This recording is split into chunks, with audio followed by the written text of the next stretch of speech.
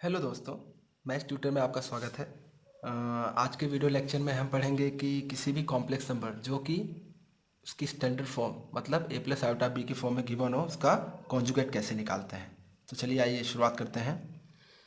अगर मुझे कोई complex number z equals to A plus iota B की फॉर्म में या फिर ए प्लस बी आयोटा की फॉर्म में गिवन हो, जिसकी स्टैंडर्ड फॉर्म है किसी कॉम्प्लेक्स नंबर की, तो हम उसका कॉन्जुगेट कैसे निकालते हैं। तो सबसे पहले अगर z मेरे पास कोई कॉम्प्लेक्स नंबर है ए प्लस आयोटा बी की फॉर्म में, तो उसके कॉन्जुगेट को हम डिनोट करते हैं z बार, मतलब z के ऊपर एक बार लगता है, इसका मतलब ये z का कॉन्जुगेट है। तो कैसे निकालते हैं? z बार इक्वल्स टू क्या हो जाएगा, z की वैल्यू आप पुट कीजिए ए प्लस आयोटा पी का होल बार। क्लियर है?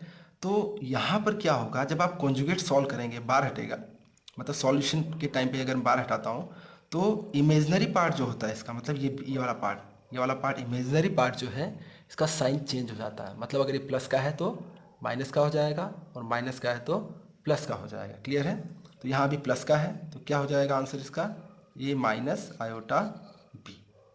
क्लियर है? तो ये छोटा सा कंसेप्ट है जो आप आसानी से समझ सकते हैं। क्लियर है? आगे बढ़ते हैं, इसको एक एग्जाम्पल से समझते हैं। एग्जाम्पल, अगर मुझे complex number z equals to दिया है -1 + 4 आयोटा और मैं इसका कॉन्जुगेट निकालना चाहता हूँ, तो इसके कॉन्जुगेट को डिनोट करोगे आप z बार इक्वल्स टू, वही मैं डायरेक्टली लिख रहा हूँ इसको, चाहो तो आप ऐसे ही कर सकते हो, -1 + 4 आयोटा का होल बार इक्वल्स टू, जैसा मैंने आपको ऊपर समझाया था, क्या करना है आपको, इमेजनरी पार्ट का साइन चेंज करना है जब आप कॉन्जुगेट सॉल्व करोगे या सिंप्लीफाई करोगे। तो ध्यान रखिए, -1 तो वैसा ही का वैसा ही रहेगा क्योंकि ये रियल पार्ट है, इसका साइन नहीं चेंज करना है आपको। और +4 जो हो क्या हो जाएगा, -4 आयोटा। क्लियर है? ठीक है, चलिए एक और क्वेश्चन करते हैं। अगर मुझे z दिया हो -15 -100 आयोटा और इसका मुझे क्या निकालना है, कॉन्जुगेट निकालना है, तो z बार इक्वल्स टू, मैं डायरेक्टली कर रहा हूँ अब क्योंकि हम कंसेप्ट को सीख गए हैं। तो -15 या -100 है, मतलब इमेजिनरी पार्ट नेगेटिव है तो क्या हो जाएगा, +100 आयोटा। क्लियर है? चलिए, अच्छा आप कुछ कन्फ्यूज़न क्रिएट करने वाले क्वेश्चन हम करते हैं जो हमारे माइंड में कन्फ्यूज़न क्रिएट करते हैं कि हम इनका कॉन्जुगेट कैसे निकालें। फॉर एग्जाम्पल, जैसे मैं आपको देता हूँ, अगर मुझे दिया हो कुछ कॉम्प्लेक्स नंबर दिया हो, जैसे 2 दिया है, 2 आयोटा दिया हुआ है, -4 आयोटा दिया है और -10 दिया हुआ है, मुझे क्या करना है, इसका कॉन्जुगेट निकालना है। क्लियर है?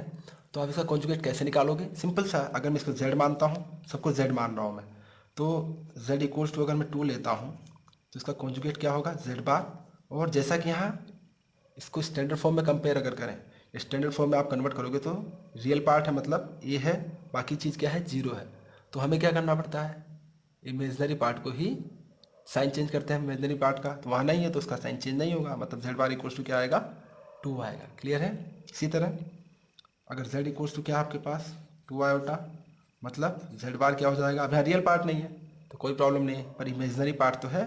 हाँ, तो इमेजनरी पार्ट का साइन चेंज होता है, हमने पहले ही पढ़ा हुआ है कि कॉन्जुगेट निकालने में आपको सिर्फ और सिर्फ इमेजनरी पार्ट पे ध्यान देना है। तो ये प्लस का है तो z बार की वैल्यू क्या हो जाएगी, -2 आयोटा।